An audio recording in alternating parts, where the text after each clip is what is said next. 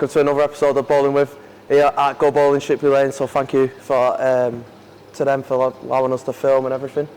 Joined by by Team England member 9300s, 5795s, which is hilarious. Yeah, I'm sure not gonna you're gonna mention that a lot. Yeah. I mean, I can't really say anything. I think my high series is like a 720 summit, so you know, quite a bit off it anyway. Thanks for making me feel good. Yeah. Callum, thanks for it, mate. Thanks for having me on, Tom. No probs, mate. So, you know, you've got a pretty decent bowling CV. Talk us through a shot, mate. Talk us through a shot? Yeah. Well, of course you're going to grab the only ball on the market worth using. Purple hammer. House, short, long. If it doesn't hook, you need to throw it slower. Quite simple. Line up. Make sure the weight's not in your bowling hand. EBF. And just, you know, absolutely unleash on it.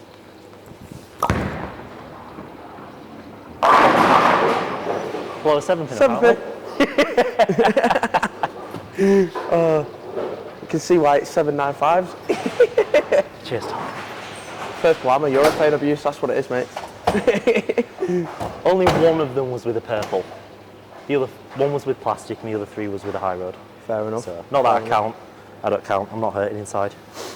I suppose we should start at the beginning anyway. I mean, your dad's been in bowling for a bit. Your brother's also in it as well. Yeah. So talk us through how you actually got into bowling anyway. Well, I think it's one of my favourite stories when I'm talking about bowling. My dad opened this place in December 1997. I was born in October 97, but I was quite an ill baby, so I didn't leave the hospital until February. Right. I came straight here from the hospital, didn't even go home. I'd been in ICU for 5 months. And first place I came out of the hospital, the bowling centre. Fast forward 18 months, obviously I'm living in the place because my dad's running it. And I throw my first shot before I take my first steps. No way. And that's been it. I've not walked without a bowling ball in my hand since. So that is mad. Yeah. What a story. It's definitely one of my favourite ones. What a story. That is mental. I was complete opposite. I didn't really get encouraged to do bowling. Seeing as though, you know, obviously I had a bowling family. Yeah. But yeah, I didn't really get encouraged to do bowling. I'll give my parents the due. They let me try every sport son, and I always gravitated back to this. Maybe it's the individualism of it, and I was always a bit of a geek, or the fact it was inside a warm in winter.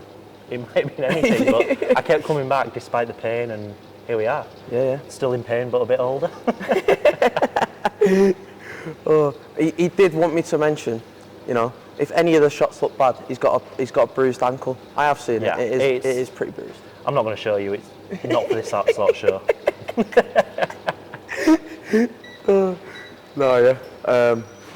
Anyway, I mean, might as well show us another shot, mate. Another shot.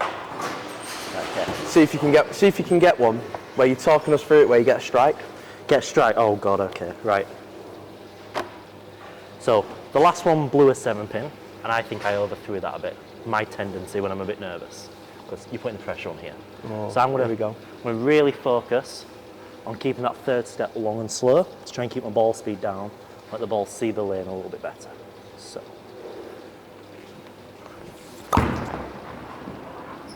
Oh, perfect. Shallow. That was exactly what I was looking for. So I'll show you how it's done. All right, come on then. There we go. Put the pressure on myself. I will point out you're not throwing a purple, which is your first pick. It really isn't. I've never thrown a urethane, mate, and I still don't own one. So I'm sure we'll sort that out in 2023.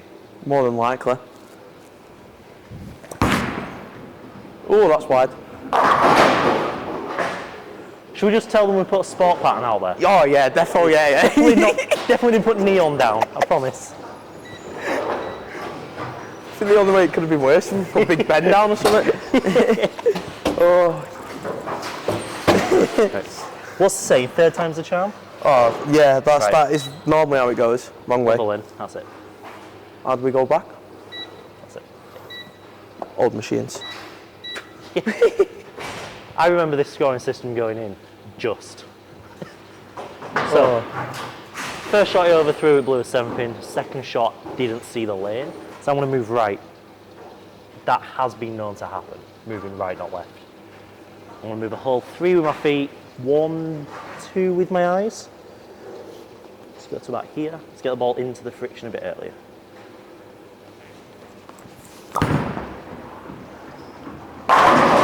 Oh, chins, mate. Getting closer, getting closer. Oh.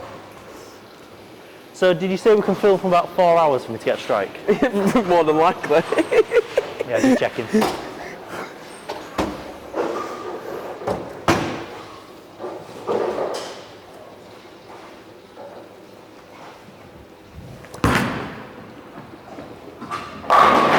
Yeah, that's how you do it, mate. That's how you do it. Yeah, okay. Beginner's luck. Oh. I knew I'd get one before you, mate. Yeah, you'll make it look like they're editing. Oh yeah, definitely. That's the whole point in being the interviewee. So for the first shot of the night. Oh yeah. Probably not getting away with that one.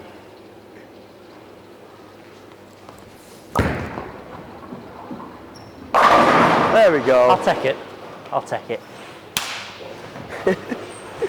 Team England Pro right there. That's 2 it, pin, mate. 9 pin, misses him to triple 4 pin. Well, you say Team England. Talk us through the first time you put the Team England shirt on. Jeez. So, not many people will say this, but my first ever time with an England shirt on was the World Championships. 2018, World Youth in Detroit. I'd been so close to teams all my junior career, really was. And then I bumped into Mark at the right time. He gave me just enough at just the right time, and enough people didn't take the spot. And I was on that team, flew out to Detroit. It was genuinely the tournament of a lifetime. Being in Thunderball lanes, it's one of the most iconic centres in professional bowling. You have the arena, the bay and the bar. All of them have their own statues around them. And it was just, being in that environment was actually overwhelming. It really was. And at the end of the week, I sat down with Mark out there, right on the seating areas of lanes 93 and 94, because that's where we pitched up. And I just talked. I opened myself out to him about bowling, and it basically came down to I either quit then, or I went full hard and committed to it. By the end of the day, I'd rung my uni and said I was dropping out, finishing my second year and postponing the rest of my degree, and moved over here, moved to Shipley full time. Trained, really went for it. Right as I was about to get out there, I was starting to look at booking PBA events to go, give it a go. I was cashing in Europe. I was showing up really well. The Rona hit and put a full halt on that, but I had a hell of a run 2019 to the middle of 2020. Like those 18 months were unbelievable, from the end of Worlds to playing through Europe. It really was. And now I've won an adult shirt in Tally, one of the most prestigious bowls in Europe. I've really had it lucky, playing the European men's there, and I knew the centre. I played a couple of ball masters, and just being able to take that experience of the centre and try and bring it into a team environment of just guys I just absolutely adored being around. I've definitely been one of the more privileged players to wear an England shirt, and still, you've got some great stories here, and I can't imagine anyone really, because of the state of our sport, in like the way that it's gone a bit downhill type thing, anyone dropping out of uni to go just full at it just to wear an England shirt. So fair play to you. There's definitely a lot of people. My mum was very supportive. My dad was not. He really, really gave it to me more than once about that. And what is it they say? Ignore the haters, block out the haters. And it was getting close, and I'm getting back on the bandwagon now. I'm wearing an adult England shirt, and I've got events booked up in the start of the next year, and I'm still going at it, but got a house to pay for now, so a little bit slower. Got to be a little bit more careful with money. I'm not living off the bank of mum and dad anymore. Oh yeah. So it's fun. I'm enjoying it. It's a lifestyle I don't want to give up, no matter what I end up doing. Working 9 till 5, I just don't think it's me. If I have to make ends meet, I make ends meet, no matter what that is. Probably gonna have to cut that bit out. No, well, I mean, you've bowled enough events here and enough events across Europe and the world talk us through like the difference in like the calibre of bowlers, the camaraderie, the banter? I mean, the most obvious difference, is the level of player. Yeah. In England, on the EP2, so I'm always running an event going into it. I'm never turning up to an event saying I can't win this. Yeah. I know if I have my day, I'll have my day, and I'll be up there. And I've not come out on top yet, but I've had a couple of good runs. Been beat by some very good players in their own rights. But you go to a European event, and the people winning with their eyes closed in England, they finished top 16, and they've had a great event. The calibre is through the roof, and from what I've seen and from what I've spoke to about the pros who play both the European and the PBA tour, the calibre's not that much different. It's just the fact the European players can't get over there. If you really want to see the best, that's where they are. There are as many good players in Europe as there are in the States, if not more. And people don't realise that. They don't realise how close to home some of these great players are, who just don't travel because they have families, they have mortgages, and they work 9 till 5. In terms of the way people act, I did it myself, and I'm seeing George go out there with me now, and he's doing the same thing. You get out there and you get intimidated by these big names, and you feel like you don't belong, when in reality, they're just people. That's all they are. They're just another person who's bowled, gone through the same things you're going through. And there's not one person out there that won't answer a question you ask. And if their English isn't the best, they'll pull up Google Translate to help. They won't tell you to go away. Now, ask them at the wrong time, they'll tell you to go away, but every single one of them will help you if the time's right. Just don't walk up to Dom when he's playing the finals and say, how do I get my thumb out of the ball? Because he, in no polite terms, will tell you to go away.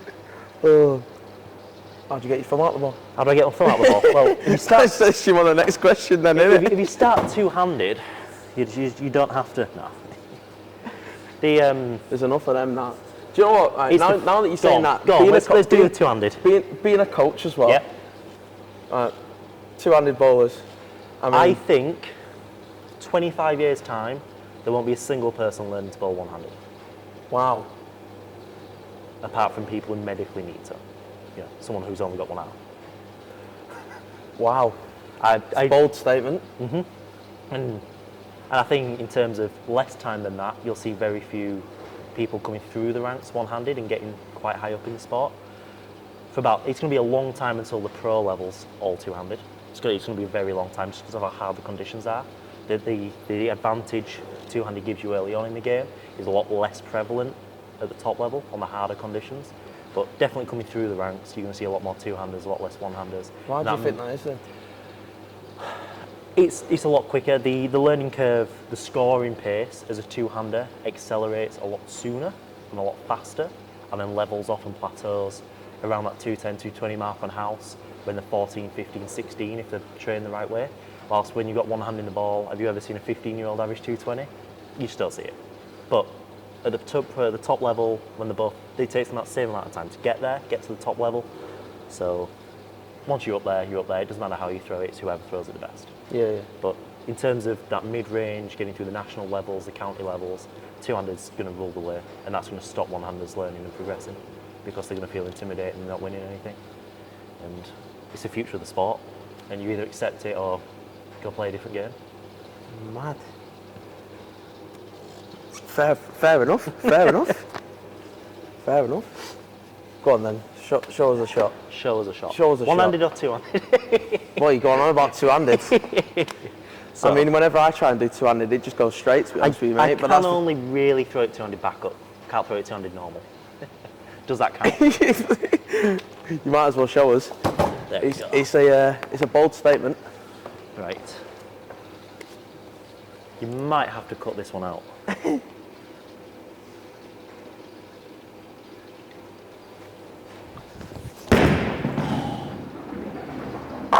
You know what I said about cutting it out? Perfect temping. Yeah, my ankle went. Forgot about that. So yeah, that two-handed shot was fantastic, and it's a shame your camera's cut off, but I'm not doing that again. Do you know what? I'll give it a go. Just to embarrass myself. This is going to be awful. If you fall over, you're not cutting that bit out.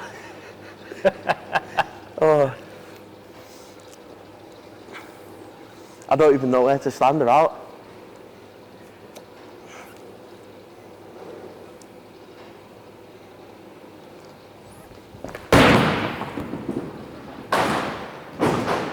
Yes. It's not the worst I've seen. I just every time. Oh. Have you heard of darts? Have I heard of darts? Wow. Wow. We'll remember that comment when in about a year's time when I'm beating you on an ESPT tour. I welcome the day. The more people challenging players of my training level, my ability. If people are challenging me, this country is on the way up. Yeah. I'm not the best, so I'm a very attainable level by everybody. If people are challenging this, the country's going the right way. Because we'll just put it out in about a year's time as well. Yeah. Oh. Yeah. Yeah, you have certain names in the country. You have to be naturally talented as well as hardworking. Yeah. And then you have certain names in the country. And committed as well. Yeah, you've got to be committed, hardworking. I mean, do we have to drop name drops so that you can go and watch the videos back? Lol Ellis, episode 1. Commitment. Pete Stevenson. Another one. Don't know if you're going to be before or after. Okay. I just know Lol's going to be episode 1. 3, 1, 4. One of them. Just dub over it really badly with the right number. There you go. 4. No. Well, we'll go back to the coaching point anyway, seeing as though we've gone on about two-handed and stuff like that. You've touched on how influential Mark is. I mean, you've got the shirt on and everything. Represent. I mean, even I had some coaching off Mark as well. So I mean, we all know how good he is, but just talk about how good Mark is. When I first started working with him, I just thought he was one of the top coaches in the country. I truly didn't understand how deep his knowledge was about the sport and a lot more of the physical side of the sport. Like, this guy, as you can see, the teams he's taken away, and Matty's medal in 2019. I've heard the story about that 1,000 times from every player in the team and Mark. And there's one thing in common, and it was the conversation Mark had with him about tactics on the lanes. Everyone knows Mark knows ball reaction, he can pick equipment and see a lane. Everyone knows that. It's very evident with the results, but the detail he knows the physical game too and understands it is something I didn't even realise anyone in England could, knew that. Not somebody I worked with, and not only has he, played a part in my game and getting me to where I am, he's taken me under his wing as a coach as well, and that's played a part in my own game, but it's now allowing me to give back to the sport I love. I started off in the YBC and the Have a Ball we have on a Wednesday, getting new players in, and that's transitioned, and I now work on getting new adults in on a Sunday evening and really focus that way, and that's how I try and give back to the sport, by getting the numbers in, getting people to fall in love with the thing I fell in love with, and for the reasons I fell in love with it, not because they're getting trapped in a 40-week contract league, because they just want to be in the centre, whether they're upstairs playing pool with the other guys they play league with in an hour's time, or downstairs having a practice because they want to roll the ball a little bit better because give them that little pointer. Because I'm trained the right ways, I know what points to give to the right people at the right times without overindulging them with too much information and scaring them off. And everything I give back to the sport has come from Mark. There's very little I haven't got from that man, and he's just, I think a lot of people are missing how influential he is in English bowling as a whole, not just locally to Shipley. Yeah, you see it from to be fair, first lesson I had with him, you saw it straight away. The depth of detail that he goes in, and the way that he just throws you completely off. Tears it up to rebuild it back, and then you end up a lot better than what you were. I mean, you learn life skills from men like that. They look at something and a plan forms instantly in the head. They know where you start and where you end and how to get there, and they just start on that path straight away. They're so well learned in what they do, but they're still learning as the game progresses. Since I started working with Mark, two-handed's come around. Like, we'd barely seen any. Mark was learning how to teach it, and now he's coaching coaches to teach it. He's working with the people at EVF who write the material, and they discuss with him what works and what doesn't. His eyes are that well trained that you just can't ask a better personal question, really, about anything. Yeah. It's... So you're talking about like your partnership that you have with him and stuff like that. Yeah. EYC, you was obviously both there as coaches. That's just been. I mean, when you're watching people bowl, obviously you probably got your own sort of segments. You know, you had like Russ is on the women's side, you was on the boy. Russ on the girls' side, you was on the boys' side. Yeah. You know, but like, do you like come together and talk tactics out with one another? And I don't think people realise how intense it is. So Mark went out there as a manager, not a coach. Yeah. And all the way leading up to it, he said, "I'm not a coach." When we were on the plane out there, he sat down and 5 a.m, we got to that airport. And we sat in Burger King having nuggets for breakfast. Because it's what coaches do. And he just looks at me and he goes, "I'm not a coach this week, don't come to me. If it has the word bowling in it, I don't want to know." I'm like, what are you going to do? But sure enough, as soon as we got out there, he was a third pair of eyes. He would not step out of that coach's zone. It was, it was such a team effort, and we went out there with the intention of, I took the boys' team and Russ took the girls' team. That didn't happen. We, the way I don't even know the layout of Whittleshire, but the seating area is quite large, and then there's a walkway before the back of the lanes. Yeah. Seen the pictures. The walkway was designated an officials only area, so you had one coach in the seating area. You could have as many officials in that area as you wanted, where parents weren't allowed. Yeah. So we started calling the seating area the pits, because that's how it felt. So Russ was in the pits with the girls and I was in the pits with the guys, but me and Russ, vice versa, were on the table at the back of the seating area. We were there every shot. We lived every shot, male and female. Mark was there as much as he could be, and it was just, no decision was made alone. All three of us were involved in every single decision, and when you're doing that for eight athletes, it's draining.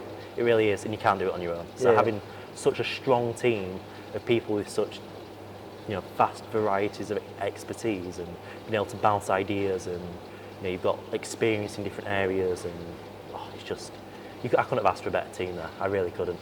Oh, mad. And I'm lucky enough to be doing it again next year.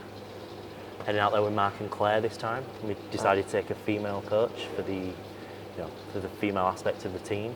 But we're going out there with the intention this time of not having a boys and a girls coach. We're going to put whoever's most suitable to whoever's on the lanes at the time in with them, and whoever that is. Yeah. We're going out there with the knowledge of that, and knowing that it may be Claire's in the seating area the whole tournament, and I'm running up and down, taking notes, using my trained eye to watch the lanes, and whatever that might be. Whatever we need to do to get the best out of those athletes, we're going to do it. So you probably have the best knowledge on the best youth that's coming through. Are you a bit scared by them, or intimidated, or do you think that you're still going to be up there against them when they eventually go and play more adult events? It's probably not the answer you're looking for. They're already better than me by a long shot. Fair enough. I mean, we'll just look at Sweden. Are you going to take a bit of the praise for that, being one of the coaches? Oh yeah, no. I mean, if you look at our players, we have a lot of promise. You have people. I know Ben Robinson's not in the team coming this year. He's a bit too old now, but he was at last year's EYC. He won the English Open on sport, and then went up to Scotland and finished second in the Scottish Open Challenge. You have someone like Dan Harding, who won the Welsh Open, and they're always in the showings and ESBTs. If the left's not locked out, Ben's going to be running at it. No matter what the right-hand side's doing, Dan's going to be running at it. You've got Austin on the left. You've just got so many young names who are just already equals, if not better than me, and other members of the adult team. And for whatever reason, those younger ones didn't quite make the team yet. They're going to be there next year. There's no way they're not. If they want to be there, then. And it's a team spot I'm not going to get, but I'm going to fight. I'm going to fight for that spot, because no one's giving it away. I've worked too hard for it. Everyone's worked too hard for it. You want it too much. Yeah. There's no better feeling than putting a shirt on. No matter how many times you do it, it just doesn't mean any less. I mean, to be fair, you say about they're already better than you. I mean, let's not put you down, mate. You are a decent bowler on your own. But you look at the Sofia Open that's just been. You had Dan Harding that was in the top 10. Charlie Upton was in the top 10. And they're mixing names with the likes of Don Barrett and stuff like that there. So I don't think you can praise what they and their parents, obviously, are doing, not just for them, but for England as a whole. 5 years ago, we had very few youths travelling. You had Jamie Elliott, Brandon Roberts. No one else, maybe Curtis Hooper a couple of years before that. No one else really travelled into Europe to compete. It was a very closed off. We had a lot of talent, but they didn't travel. Yeah. Now, for the last few years, we might not have had quite the abundance of talent, but the ones we've had are travelling now. And that's going to do so much good for England and the way people see us as a nation, that it's just going to up us as a whole. They're going to gain more experience, they're going to become better players quicker, and that's going to feed down into the people they play against on the youth tours and in the youth teams, and that's going to drag everyone up in YBCs. You have adult England, you have European competitive players training on a Saturday morning next to this 12-year-old who's been bowling for 12 months. Yeah. He's going to idolise that player. And he's just going to want to be him. And that's how you really grow sports and countries as a whole. Get good coaches doing the right things and the players wanting to be there. And it's starting to happen, I feel like. It's really exciting. Yeah, mad. So, I suppose it's with the emergence of a bit more like sports events and stuff like that for the youth and stuff like that, instead of it just being, no offence to the tournaments, but you know, some of the lesser handicap ones and stuff like that. Yes, there's a very clear need for every type of tournament. You have something like the BTBA tour, and I know you're very excited to get involved with that, where you have the handicap events. They're your high entry count. You want a lot of people from all levels of bowling playing it, and that's why we have the handicap system. Well, it's that bridge between your league and then going to the sport. Precisely, because you can have someone. There's plenty of players in this place. We have 300 league bowlers here, nice, who average over 200 in league. But if you put them in another centre, all they do is throw it up 10. So they go to another centre. They don't know what they're doing. They then are, they're open to the experience of needing to adjust, needing to work things out. So they start asking questions and start understanding the sport, and they build into tournament players.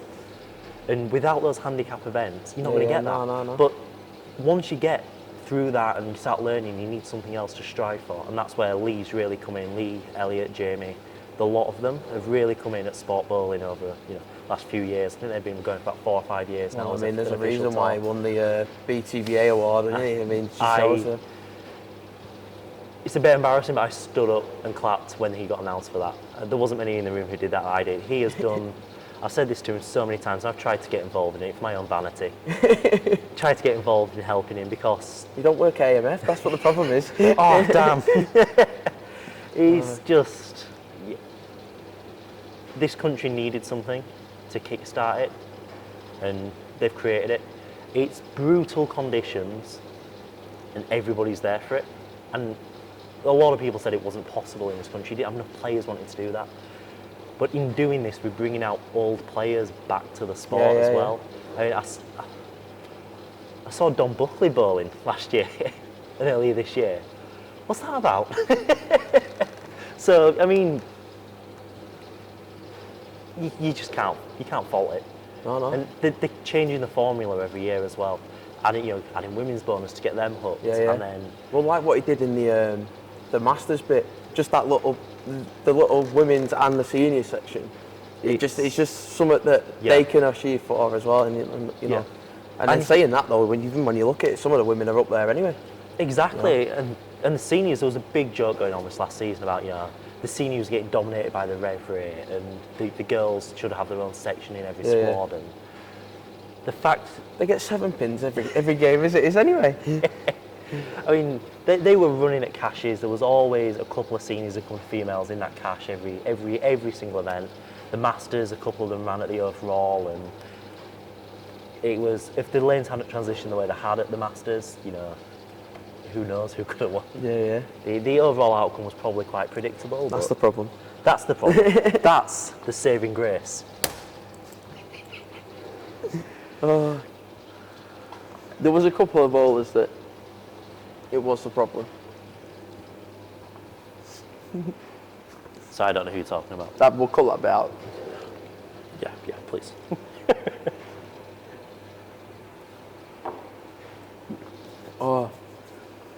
I suppose it leads on to the quick fire questions. Oh God. we throw a couple more shots? Which isn't really quick fire questions. Right, but, okay. But do you know what? Do you know what? Actually, yeah, we'll throw a couple more shots. We'll do a 3-frame shootout. 3-frame shootout? Oh, yeah. Just one ball, pinfall counts? Or are we going for spares as well? Oh, we're going for spares as well. Yeah. All right, I didn't even realise I was on second cycle. Yeah. Professional production over here. Oh yeah. To be fair though, mate, I didn't need the second cycle anyway. Yeah, we'll see about that. Right. Where did I stand? What, you're going to play the video back and I'm going to be like, right, I'm going to move 4 left and I'll move 2 right. Yeah. Yeah, and it'd be nowhere near. 4 pin, 9 pin, something like that. So we'll move. It was a 9 pin, I think. Right. Slow roll it.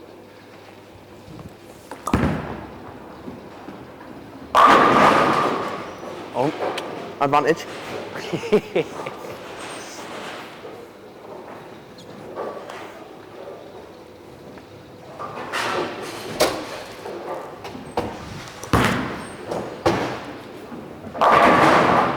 Oh. How did you pay Aiden off to knock that over? Oh. Yeah.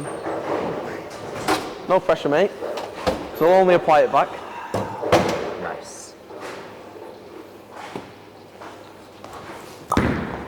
Wheel. Oh. That's dirty urethane carry, that is. Throw 7, get 10.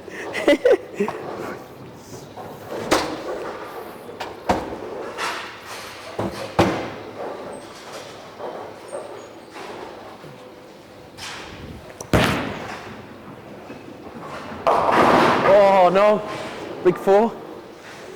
Yeah, you probably want to try hitting more than just the head pin with the ball. If you try and get it to either side of it, you might have a better chance. So what, this is something that we was talking about with Pete Stevenson. Gamesmanship when you get to a match play scenario. Well, not really gamesmanship, but you know, that little bit of like mind games and stuff like that. That's all within being competitive but not going across the line, if you know what I mean. I'm going to give away one of my secrets here, and I'm not going to say how I learnt this off in case it's a bit too dirty, but you have a chamois there, don't you? Yeah. So you put your chamois on there between shots. Right. And you're getting a bit fired up and you want it to go. So I'm going to put my stuff like that every shot, every single shot. No matter where you put that, if you put that down there, my stuff goes there. Right. No matter what, you have to move my stuff. And then as soon as you put your grip sock on my chamois and leave a bit of chalk on it, I'll be like, you need to stop that with I'm calling Tom an official over. Just give them something to think about if they're firing. Yeah, but are you not constantly thinking about where they're putting their chamois and stuff? See, because I'm not really that bothered about where I put my chamois. Yeah, it doesn't bother me. Yeah. I mean, to be fair, majority of the time I'm chucking it there. So if you're coming over and putting your stuff over there, which is fair enough, but you're instantly having to think about it. Yeah. And if you miss where my chamois is, then it's you've got to do the. It's not something you do every time. No, but there's a certain type of player you can do it against, and it's typically.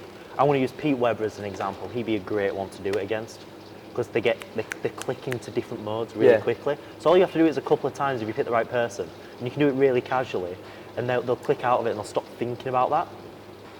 Might work, it might not. But there's definitely an element of it in the game. Definitely an element. No, defo. I mean, you get it in every game though. Oh yeah. You know.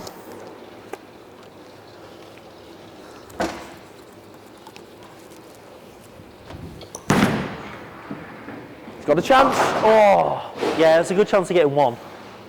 Nah, give over. So for the record, you're on a whopping 21. If I've done the maths right. 24 maybe. 24, we'll give you 24. What, 6? Yeah. Yeah, whatever. 17 and 24. Yeah. You're really holding your own to say you run a bowling show. I beat Pete. So you're definitely going after Pete now, because I can't give that away, can I? I think I've moved 2 left without wanting to.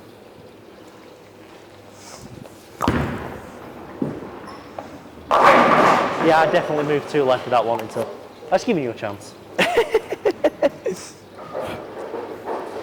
I've just shown you how to spare the 10 pin anyway. Oh, good luck with that.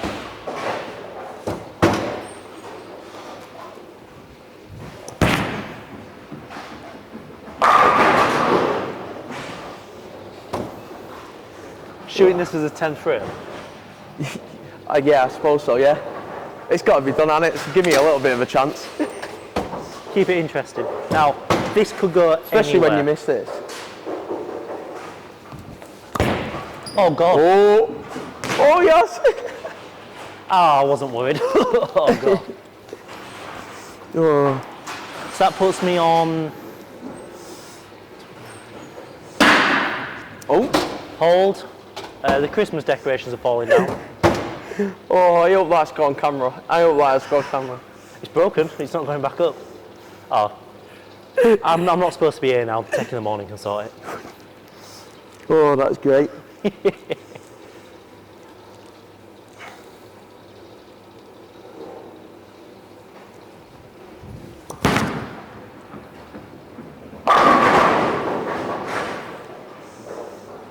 I'm trying to add mine up in my head and my head's not working. 29, So 19, that's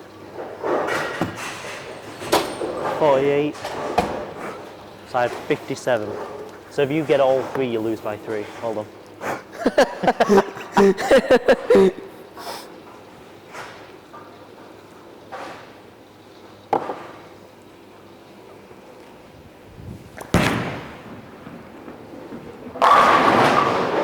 bit more respectable than what it was. You've saved face. Yeah, it was unlike me missing it was a free. It was a free shot challenge, so they're the 3 that are going on. Oh. So you're gonna put the scores up on the on the edit, and I'll be like, I scored 57. I'll be like 42. What? Oh. I told you I didn't finish my maths degree. Right. Anyway, quick fire questions, which I was meant to be doing. Favourite centre away from here? This wouldn't be my answer anyway. Oh, okay. In the world or in England? In the world. In the world. Tally. Why? I've been to Tally. It was built for bowling.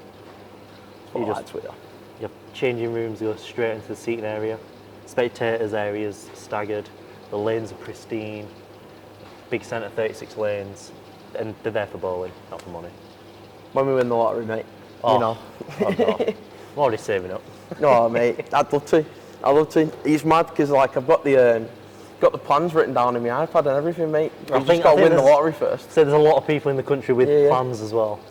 No. Favourite ball of all time that you've had, that you've bowled with? And this one's a bit more interesting for you because you're not a staff player. I'm struggling to decide between quite a few.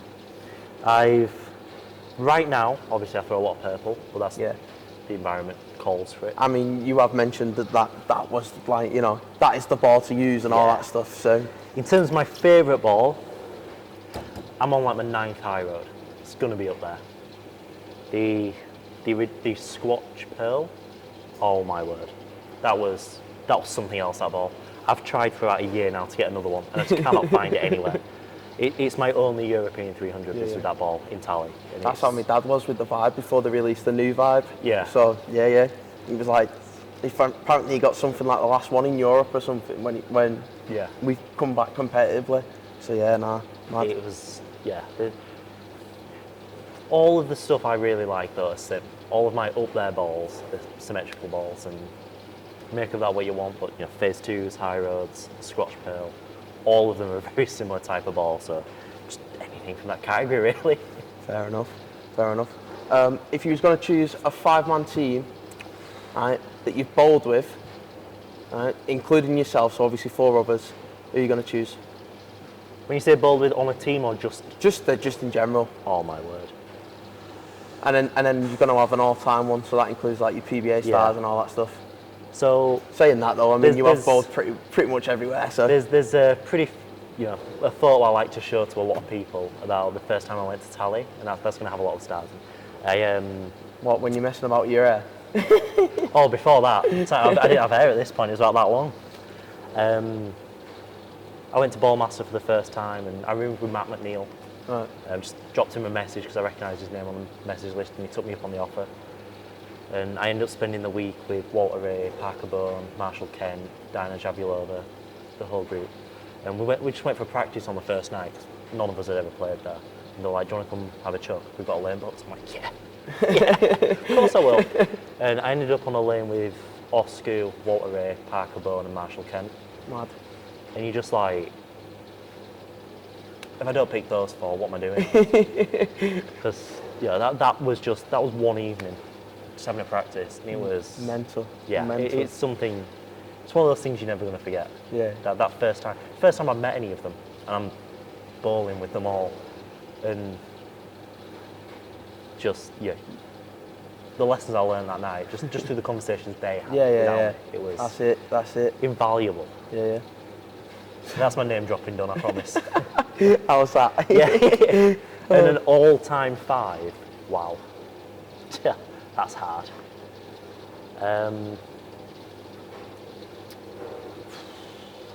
Obviously Belmore's in there.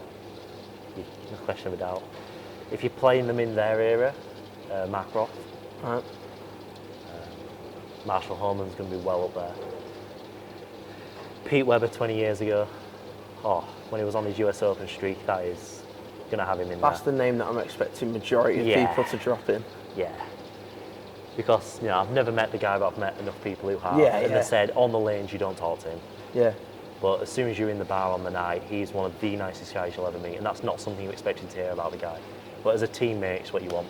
Someone who gets business done and cheer you up afterwards. Yeah. So. See now, but on that, when you're bowling a team event, right? Do you not kind of want a team that all know one another, and say you're like a couple of boards out and you're not picking up on it? Yeah. Would you not rather that person say, move 2 boards or something like that?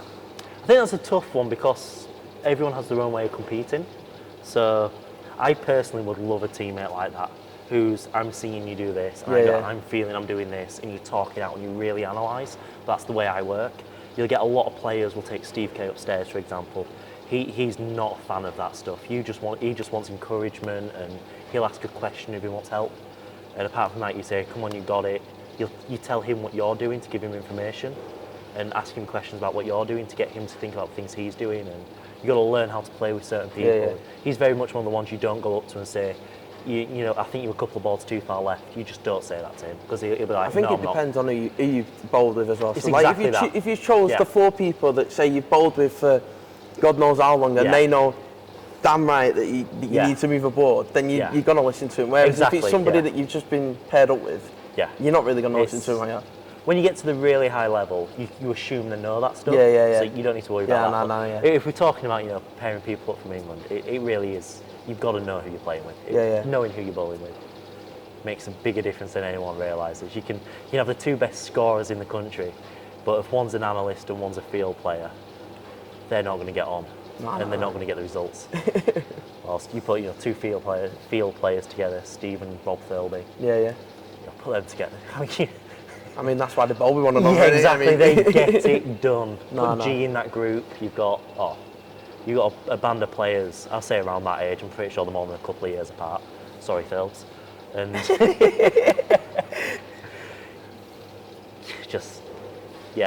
that generation.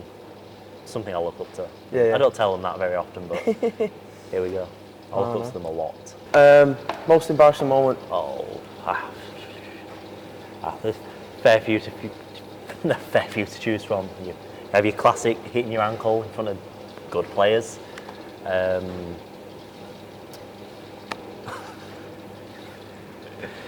Now my research says, and I've looked it up, he's a Twitch gamer if you wanted to know.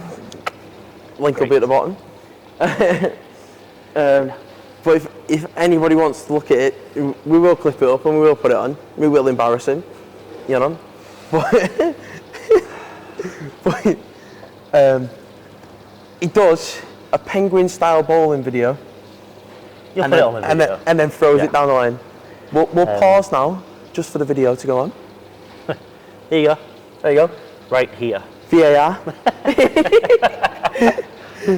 What do they do for offside? Because I do foul in it, to be fair. For context, that video, that shot, that trick shot, I'm going to use that term loosely, was a request from a non-bowler. Hence the originality of it. And we've got to give you credit for actually doing stuff towards non-bowlers, to be fair. Yeah, that's the whole intention of it. And that's the hope of these videos, you know, if you want to like or share. Oh. Ding that bell. Yeah. Ding, ding, ding. Subscribe. Press the bell. 100 balls at 100k. Oh. One can only dream. I'll tell you what, we will give a ball out if we get to 100k. I'll fund it. Yeah. I'll sponsor you the ball. See? You get to 100k. 2 balls then. We get on packy levels here. Oh, mate, that's it. 90 for 90. Oh. Gotta get to 100 first. Well, just 100. Yeah. Oh. Right, anyway, where was we at? Right. That's the most embarrassing moment for that is sorted. I think the fact people know my Twitch exists is more embarrassing. I've been really trying to keep them separate, but here we are. Right, now one of the main talking points in bowling, the hairstyle. Yeah, great. It's been on the SPT live tour, so if you want to go back and watch that as well, you know. There's a lot of plugs in this last 2 minutes. Here? Which side is it? This one? This one? We're closed. For context, it is 11:30 at night. And I've been here since 9 a.m. So if I'm a bit delirious, that's why. Yeah. And the baubles fell down and everything, you know. We've had all actions and everything. And that will be on the clip as well, because he was bowling at the time. Anyway. Just that good a bowler. Knock everything down, apart from the bloody pins. Yeah. So talk us through the hairstyle trials. So, and then, you know, we've got to talk about that photo from Jamie. Yeah, I'm sure that'll go up as well. Yep, of course. So, obviously, through Rona, the barbers weren't open. Yeah. So, rather than, right at the start, I clean shaved. Decided very quickly that was a bad idea. And I didn't have an electric razor, so it was either clean or let it grow. So I let it grow. And obviously the hair grows as well. That doesn't just stop. The hair grows as well. That just doesn't stop. So everything was just growing out, and I always had it a little longer on top to style it. I'm going to use that term very loosely here. And towards the end of the lockdowns and things started reopening, I got back to the barbers. I was tying it up to keep out of the way at that point, and this is an exclusive. Alerts everywhere, exclusive. I decided on my way to the barbers that day that I was going to keep the top growing until it was a length I was happy with. I was then going to cut it off for charity. The original plan was this month, December 22. I don't think it's quite long enough for that yet. It won't have the impact I was after. So it's December 23 now. I'm going to let it grow, get just past shoulder length, and then cut it all off and start again. And just try and raise some money for a cause that people can support and see get behind, be it a bowling charity or not. I've not decided yet, but that's the plan. And on the way, I'm one of the people who try and G up situations, get people laughing a little bit, calm them down when they're nervous. And I found it's a really useful tool, especially as we talked about earlier. I'm coaching the youth teams now, and making a bit of a fool of myself really helps draw the attention off them and what's going on. And that's what we need to do. That's one of the things I'm more than happy to do. And you saw the post put up. You saw the post Jamie put up. And I was doing it with George and the guys out there, because I played a lot of European events, but a lot of them had been years since they'd last been out there, and some of them had never been out. And we were getting ready for our first block, so it was just trying to find a way to calm the situation. And everyone knew how serious it was. George's face in that photo is great. It worked. George's face is just like, what is he doing? He hadn't been traumatised from the 2 weeks rooming with me at that point. Oh. Right, so we've got to talk about it. Do you know what? Shall we just restart it? No, it's still on. I know the battery's running out, so I don't want it to cut out, and I can't see the red button from here. Yeah. We'll keep that bit in, but just to show Tech you. support. Yeah. We've been here for 2 hours. Oh, God. And oh, I've been to the footy and everything as well today. Oh my word. Let's not talk about football too much.